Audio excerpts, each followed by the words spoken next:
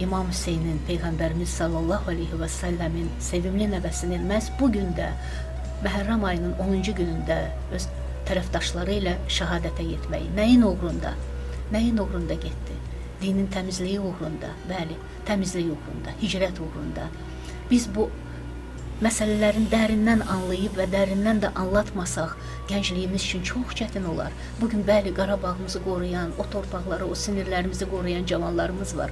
Onlara dinimizi doğru düzgün anlatmalıyıq. İmam Hüseyni tanıtmalıyıq onlara. Nəyin uğrunda şəhadətə getdi? Nəyin uğrunda baş verdi Kərbəlada baş verən o hadisələr, o qanlar nəyə görə töküldü?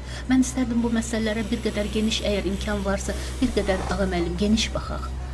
Solmaz xanım, əslində zaman zaman bu mövzuya müxtəlif şəkildə dönülür, yönəlilir və inanırıq ki,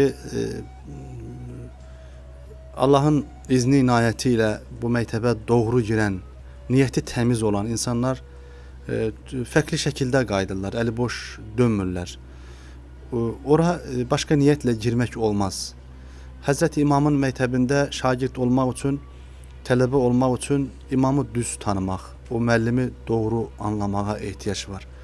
Çünki əgər o məktəb doğru anlaşılmasa, dərsləri yanlış şəkildə biz topluma çatdırarıq. Bu da İslam'a bir bidət gətirər. Bugün toplumda bu ifadəni işlədən insanlar da olur ki, tez-tez bidət kəlməsindən daha çox istifadə edirlər. Yəni, bir anlıq insan insana deyir, qardaşım, bir anlıq dayan. Yəni, bu bidət deməkdən öncə bir dayan, öz həyatına bax. Sən bir sahabə kimi yaşaya bilirsənmi? Sahabə kimi davrana bilirsənmi? Sahabə kimi gecəni, gündüzünü qura bilirsənmi? Əgər qura bilmirsən, həyatında nə qədər bidətlər var. Öncə ora yönələcəyik, özümüzü təmizləməyə çalışacaq. Həzrəti İmam Hüseyin əleyhissalam bizə elə gəlir ki, tam necə bir qəhrəmanlıq göstərib, amma bunun bir kökü var təbii ki, sıradan bir hadisə olmadığının burada şahidi olacağıq. Çünki Mədinədə yaşayır, amma Məkkəyə həcc mərasimində gəlməsi, o dövrdə təbii ki, hadisələrin çəkilib çevrilməsi, Yezid kimi bir zalimin o günkü xəlifə olaraq seçilməsi və İslam dəyərlərini tapdalaması, çeynəməsi, əhəmiyyət verməməsi, özündən öncəki, belə deyək, qurulan imamətin səltənətə çevrilməsini də xatırlasaq, çox çirkin bir yolda artıq davam edir və beləcə İslam dünyasında çox böyük bir gücə malik, hörmət və ehtirama malik olan Əhl-i Beyti yaxşı tanıyır. Bunu burasını altını cızaq ki, Yezid özü Həzrət Hüseyin əleyhissalamla yaşdaş birisidir. Mədinə küçələrində bir yerdə qaçıb dolaşıblar. Onun hadisələr qarşısında uşaqlıqdan necə davranışını yaxşı bilirdi. Və özü də xəlifə seçildiyi zaman böyük bir güc olaraq imamın ona biət etməsini çox istəyirdi. Və hadisələr bütün hamısı bunun üzərində baş verir. Bütün Kərbəla hadisəsinin təməlində imamın əyilməsi, ona biət etməsi, onun belə deyək, qeyri-qanuni bir xilafətini dəstəkləməsi, o günkü gün belə deyək, seçicilər başqa cür seçirdilər. Gedirdilər, xəlifənin əlini sıxırdılar. Bu əl sıxmaq o deməkdir ki, mən sənin yanındayam, arxandayam, sənin belə deyək, irəli sürdüyün iddialara mən də tabi olacağıma söz verirdilər. Belə açıq-aşkarıdır. Və bu şeyi imamdan istəyir. Həzrəti İmam onun kim olduğunu, nəslin nəcavətini çox gözəl tanıyır və idarəçilikdə də qabiliyyətini az-çox hər kəsdən daha yaxşı bildiyini biz bilirik və bundan dolayı da bu istək qarşısında Həzrəti İmam yox deyir və bu zaman Küfədən çoxlu miqdarda, çünki Küfə Həzrəti əleyhissalamın qaldığı şəhəri unutmayaq, həm də Küfə o günkü İslam tarixində İslam mədəniyyətinin önəmli şəhərlərindən, Bağdad indi biz tanıyırdıq sonra dövrdə, amma Küfə əslində o günün daha önəmli yerlərindən birisi idi və çoxlu məktublar yazılır, imama göndərilir və imamın Küfəyə gəlməsi istənilir və çox böyük bir təkidlə əslində bu istənilir. Davamlı gələn məktubların sayı fərqli tarixi rəqəmlər var. Tarixdə göstərilir ki, çox fərqli rəqəmlər artıq imamın ora getməsi sanki o istəklərə qarşı bir cavab verməsinə ehtiyac var və bunun üçün öz qafiləsinə minərək o yerə getməyə, Küfəyə getməyi istəyir. Ancaq bu gedişi həm Mədinədə, həm də Məkkədə Allah Rəsuluna bağlı olan xeyli qalmış yaşlı səhabələr var. bu gedişi uyğun görmürlər. Dəfələrlə imama qarşı gitməsəniz daha yaxşı olar. Ancaq Əhl-i-Beytə səhabə çox böyük hörmət göstərir, ehtiram göstərir. Ancaq imam öz əhli əyalı ilə, təqribən Əhl-i-Beytə aid olan bütün həm qardaşı evlatları ilə, həm öz evlatları ilə bu yola çıxırlar. Eyni zamanda yolda da bunlara qoşulan, bəzən qoşulub işin ciddiyyətini anlayıb sonra tərk edən adamları da biz görürük. Sayların 350-yə, 300-ə qədər gedib çıxdığını görə bilirik. Ancaq məsələlər belədir ki, Həzrət İmamın Məkkədən çıxdığını eşidən Yezid dərhal bu işi fərqli şəkildə hara gedəcəyini, necə gedəcəyini öyrənir ki, onlar Kufiyə gəlirlər və ona görə də Kufiyə girilməsin. Bunun üçün o gün Ubeydullah bin Ziyad adında bir vali görürük, zalim birisidir. O vəzifələndirilir, imam Kufiyə girməsin əmrini və bu da çox qəribə bir şeylər var əslində bu tarixin içərisində. Bu da çox düşünüb daşındıqdan sonra bir ordu qurur və ordu qurur, ordunun başına elə bir insanı gətirmək istəyir ki və Hür adında birisini gətirir və ordunun başına onu qoyub 2 minlik bir ordu ilə Həzrət Hüseyin əleyhissalamı mühasirəyə alınsın və bu hadisələr Məhərrəm ayının içərisində, biz Məhərrəmin ilk 10 günü bayaq dedik, önəmi var. Təqribən bu günlərdə artıq onlar mühasirəyə alınır və Küfədən əslində yönəldərək Seyə tərəf, Kər bu bəla torpağına tərəf götürürlər. Həzrət Hüseyin əleyhissalam əslində o yerə gəldiyi zaman atasından da dilədiyi, çünki özünün Həzrət Əlinin xilafəti dövründə də gəlib getdiyi və bu torpaqların Kərbəla olduğunu bildiyi zaman babası Həzrəti Muhammed Mustafa'nın hələ körpəlik dövründə belə məlum hadisə Həzrəti Ümmü Sələmə anamızın torpağın gətirilməsi, bunun qana boyandığı zaman oğlumun şəhid edilməsi məsələsini gözəl bilirdi. Və bu yerdə artıq o şəhadət şərbətini içəcəyindən bir daha əminliklə görür və beləcə hadisələr bir-birini təqib etdiyi zaman zülm üzərinə gəlməyə başlayır. İmamdan istənilən bir şey var, yenə də biətdir. Amma baxın, yanında 15'ə yaxın körpə uşaqlar var.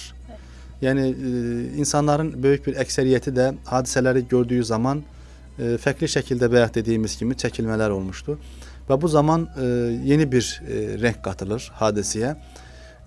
Çünki Ömər bin Vakkas adında, Ömər bin Saad adında Əbu Vakkas'ın oğlu. Əbu Vakkas da 10 böyük səhabədən, cənnətlə müjdələnmiş səhabələrdən birinin oğlu seçilir.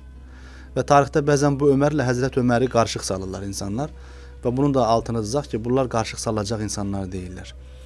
Və burada elə bir insandan, elə bir nəsildən komandir seçilir ki, bu qana əli bulaşdığı zaman, hadisələr qarışdığı zaman deyilsin ki, bu hadisənin qarşısında filan böyük insanlar da dayanıb. Yəni kirli oyunlarına fərqli insanları da qatırlar. Öncə Ömər bin Saad bu hadisəni qəbul etmək istəmir. Ancaq ona gələn bir təklif var. O günkü Rey şəhərinin xilafəti məsələsi, daha çox valilik məsələsi ona verildiyindən dolayı o deyir, oturub düşünərəm, daşınaram. Oturur, düşünür, daşınır, bir gündən sonra gəlir, qəbul edir. Çox qəribədir ki, insan baxın dünyəvi üçün, kürsü üçün biz bu şeyləri əslində sadəcə Kərbalada görməyək. Kərbaladan günümüzə qədər hər dövrün belə Kərbəlası olub, hər dövrdə də haqqın, nahaqqın haqq olduğunu bilib də ona dəstək verən insanları daim tarix görüb. Əslində məqsədimiz də Ağa müəllim odur. O gündən bu günə bir körpü salaq. Bəli, İslam tarixi əslində keçmişdə olub da nə böyük hadisələr baş verib, kimi deyib üstündən keçmək doğru deyil. Əslində bugün belə deyək, o yezidlik siması, sifəti, xisləti bugün ola bilsin ki, bir mömin insan olsun. Yəni bu hadisələri çox çirkin şəkildə olduğunu söyləsin, amma özünün yaşadığı həyat belə heç də belə deyək ki, İmam Hüseyin əleyhissalamın həyatına yaxın həyat deyil. Əgər ona yaxın həyat deyilsə, deməli qarşısındakı insanın həyatını yaşamış kimi olur. Bu o məniyə, o məntiqə gəlir ki, əslində bayaq verdiyiniz sual buydu, hicrət eləmək budur. Yəni sadəcə hadisəni lənətləmək, nə böyük hadisələr baş verib demək, biraz da göz yaşı tökmək, amma həyatını dəyişməmək, yəni bir yezidcə yaşamaqdan başqa bir ifadə eləməz. Ona görə Həzrət Hüseyin əleyhissalam kimi haqqın uğrunda yeri gəldiyi zaman imamətin halı budur. Onlar daim haqqın yanında olublar, həqiqətin yanında olublar və yeri gəldiyi zaman qurban olmağı, qurban verməyi də çox yaxşı bacarıblar. Və beləcə böyük bir ikinci bir ordu qurulur. 4000-lik, təqribən 6000-ə yaxın bir ordu ilə. Qısaca bəzi notlara deyən zaman qıtlığı var. Qısaca olaraq söyləyək ki, belə bir hadisənin törənməsi üçün 6000-lik bir ordu, 10.000-ə də yaxın söylənilir ki, mühasirəyə alır və 4-cü, 5-ci gündən etibarən də artıq Firat çayı ilə aralarında əskərlər yerləşdirilir, susuz saxlanılır. Təsəvvür edirsinizmi ki, Allahın kainatda Hz. Muhammed Mustafa'dan əziz birisi yox və hər şey onun bir hədisin sənədi zəif olsa da mətni çox qüvvətlidir ki, biz hər şeyi sənin üçün yaratdıq. Yəni insanlıq üçün yaradılıbsa insanlığın baş tacı Hz. Muhammeddir aleyhissalatu vesselam. Hər şey onun nuru ilə yaradılıb. Onun nuru ilə yaradılmış və bir gündə nəvəsinə o tərtəmiz sular verilməyəcək, heyvanlara veriləcək, bağışlarsız donuzlara veriləcək, kafirlər içəcək, Hristiyanlar içəcək, Yahudilər içəcək, o içəcək, bu içəcək, amma Hz. Muhammed Mustafa'nın nəvələri, əhl-i beyti o suya belə möhtac qoyulacaq. Yəni, Hədəf nədir? Ki, bu Kərbəla çölüdür. Bu 50 dərəcədən yuxarı olan bir istidə baş verir. Bəli, bir saatın, bir iki saatın susuzluğunun nə olduğunun fərqinə varmaq lazımdır. Və beləcə Hz. İmam, necə ki biz bugün bunu təəssüflə qarşılayırsa, Hz. İmam da Küfədən, Küfə əhlindən belə bir xəyanətin ola biləcəyini bilirdi. Ancaq gələn insanların bu qədər rəzalətini bəlkə də heç düşünmürdü ki, bunlar bu qədər də rəzil olacaq. Körpə süd əmər uşaqlara su verməyə, onların günahı nə idi? Onun vəbalını kim daşıya bilər? Bunu 2-yə, 3-ə, bəyək dedi ki, Ömər bin Saada paylaşdılar. Bunu Ömərlərə deyil, 100 minlərə, milyardlara paylasalar, bu qan yerdə qalacaqmı? Bunu paylaşmaqla qutararmı bu hadisə? Və belə bir dəhşətli hadisənin içərisinə girməklə təbii ki, əmir gəlir. Artıq ikinci bir əmir nədən ibarət idi? Bu hadisə çox uzun vaxt aparar, amma biz qısa yönlərinə, nəticələrə biz baxardıq. Yəni, məlum hadisə olur, o böyük faciə baş verir, dram başlayır, qətliamlar başlayır. Kəsilən gənc evlatların 17-18 yaşında hələ ailə qurmamış gənclər kəsilib doğranılır. Atılan oxlarla, atılan qınışlarla vurulan yaralar nəhayət Həzrət İmam Hüseyin əleyhissalama çatır. O da bu ağır çilələrlə qarşı-qarşıya qalır. Təsəvvür edin ki, qarşısında minlərlə insan var. Amma minlərlə insana nə verilmişdi? Bunlar üsyançıdırlar. Bunlar dinə xəyanət ediblər. Bunlar bugünün sözü ilə deyək, terrorla məşğuldur, xilafətə qarşı çıxıb və sair ifadələrlə yanlış yönəldilmişdir. Bəli, tamamilə o gələn insanları belə yanlış yönətmişlər. Bu baxımdan Həzrət İmam Hüseyin əleyhissalam şəhadətindən öncəki bir xutbəsi də var orada və xutbəsi Peyğəmbərimiz əleyhissalatu vesselamə oxşar bir natiqliyi, fəsahəti, bəlağəti vardı. Danışdığı zaman belə hər kəs susub qalır və o insanlar bunların ibadət etdiyini görür, namaz qıldığını görür. Çox fərqli. Və bunların namaz qıldığını gördüyü zaman, çünki onlara gələn insanlara demişdilər ki, bunlar namaz, binamaz filan, dindən uzaqdılar. Və bu daha ikinci bir plana keçdilər ki, bunlar belə deyək, riyakarlıq edib namaz qılırlar ki, biz bunları buraxaq. Yəni bu dərəcədə riya, iftira atır o bir toplum insanın, əhl-i beytin üzərinə. Hansı ki, namazlarının içərisində məlum bir hadisə var. Allahümmə salli alə Muhammedin və alə əli Muhammed. Bu namazın içərisində bir rükündür. Əgər bir insan namazında Peyğəmbərimizə salam, onun əhl-i beytinə salam gətirməsə, namazı səhih deyil. Təsəvvür edirsinizmi? Peyğəmbərimizin əhl-i beytini qətlə yetirən insanlar və namazlarında Allah Rəsuluna, onun əhl-i beytinə salam, salavat getirirlər. Bir tərəfdən də əhl-i beytin qanını tökürlər. İnsan cəhalətə, qəflətə düşdüyü zaman nə etdiyinin fərqinə vara bilmir. Ancaq o insanı oynadan, o gün onları o hala gətirən, təbii ki, başlar, beyinlər vardı ki, onları aldadıb o hala gətirmişlər. Bir çoxu da belə hadisəni bildi ki, bu İmam Hüseyin, o İmam Hüseyindir, Həzrəti Muhammedin nəvəsidir və bilib geri çəkilmişlər. Bu məktəbdən ala biləcəyimiz dərslər nədən ibarətdir? Ümumiyyətlə, bayaq söylədiyimiz kimi, öncə buna belə baxaq. Bir, İmam Hüseyin əleyhissalam haqqın tərəfində olan bir insandır. O, hər hansısa bir məzhəbin, məşrəbin, təriqətin imamı deyil. Həzrəti İmam, İslam ümmətinin imamıdır. Bütün dünyadakı müsəlmanların imamıdır. Hər kəs bunu belə bilməli və inanın belə də bilir. Bilgisiz olanlar da bunu bilmə məcburiyyətindədir. Çünki bu belə idi. Bu bir həqiqətdir.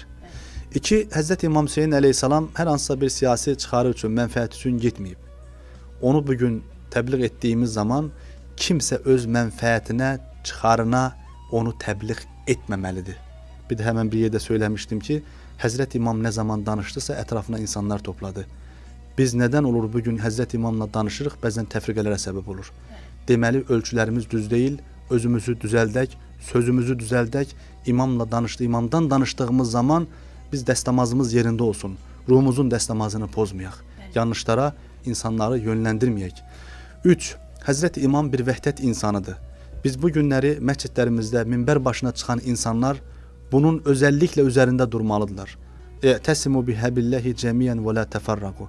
Allahın ipindən möhkəm yapışın, təfriqələrə getməyin. Bu Allahın bir əmridir. İnnəməl mu'minuna ixvatun Quranın ifadəsidir ki, mömin insanlar bir-birinə olsa qardaşdılar. Biz bu günləri inanan insanlar, özəlliklə bu işin önündə duran adamlar bu məsələləri tətikləməyə çalışacaqlar. Qardaşlıq ruhunu əgər bir tökülən tərəfi varsa, körpülərdə sınıqlıq varsa, yenidən onu təmir edəcəklər. Məscidlərdən məscidlərə qoyun sevgi axsın. Məscidlərimizdən məscidlərə qoyun məhəbbət axsın. Məscidlərimizdən məscidlərə qoyun əllər uzansın. Minbərimizin başına çıxan insanlarımız qoy bir digər məscid haqqında müsbət fikirlərini söyləsinlər. Qoy topyekun olaraq bu millətin bağrındakı olan bu sevgi gerçək mənaya yönəlmiş olsun. Bu hadisə bizi birliyə götürməlidir. Bir ələ, bir biləyə götürməlidir. Çünki biz nə qədər bir olsaq bu hadisəni daha dərindən anlaya bilərik. Allah qorusun, təfriqələrə, firqələrə yönəltmək, insanları çəkib aparmaq nə bu məktəbə yaraşır, nə də ki Həzrət İmam Hüseyin əleyhissalamın mücadiləsinə yaraşır. Özəlliklə də bəzən bu məktəb haqqında bəzən ifrat fikirləri biz dinləyə bilirik, söyləndiyini eşidə bilirik. Həzrət İmamın belə ifrat ifadələrə ehtiyacı yoxdur. O məktəbi doğru anladığımız zaman bizim ifrat fikirlərimizdən daha çox təsir olduğunu görəcəyik. Çünki yanlışlar bir gün həqiqət ortaya çıxdığı zaman onun nə qədər keçərsiz olduğunu görürük. Amma həqiqət elə bir şeydir ki, o nə zaman ortaya çıxırsa o qədər gücü ilə çıxır, qüvvəsi ilə çıxır. Bu baxımdan biz bugün qardaşlarımızın bir-birinə bağrımıza bastığımız zaman o sevgini iliyimizdə hiss ediriksə əgər, deməli Kərbəlanı hiss edəcəyik. Əgər hiss edə bilmirsə, o soyuqluq varsa, əgər bu gün o qışı biz yenə yaşayırıqsa, o çilə yenə də içimizdə yaşanacaqsa, yanımdakı qardaşımı əgər bağrıma basa bilmirəmsə, mən Kərbəlanı anlaya bilmərəm, mən dinimi sevə bilmərəm. Çünki içində kin olan bir insanın qəlbində din olmaz. Ya insanda din olur, ya insanda kin olur. Kinlə din bir qətdə olması imkansızdır. Allahın buğuz etdiyi, bəyənmədiyi şeyləri sevməmək başqa şeydir. Amma Rəbbimizin əmr etdiyi kimi olmaq, bayaq söylədiyimiz kunu ma'as sadiqin, sadiqlərlə bərabər olmağa çalışırıqsa əgər, onda biz dilimizi qoruyacağıq. Kərbəla vaqiəsindən sonra bir hadisəni mən söyləyim qısaca olaraq. Həzrəti Zeynəlabdin əleyhissalam və yanında Əhl-i Beytdən sağ qalan insanlar. Əhl-i Beytin tək sağ qalan kişilərindən biridir Həzrəti Zeynəlabdin. Baxın, o ağır bir xəstəliyə düçar olur.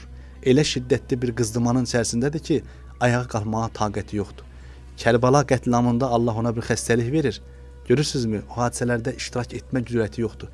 Yoxsa o da qardaşı kimi, o da qardaşı evlatları kimi %100 şəhadətə gedəcəkdi. Deməli, Əhl-i Beyt davam etməli idi. Deməli, onun vəzifəsi vardı. Bəli, ona görə bu ev, bu ailə davam edəcək. Günümüzdə də var bu davamiyyət.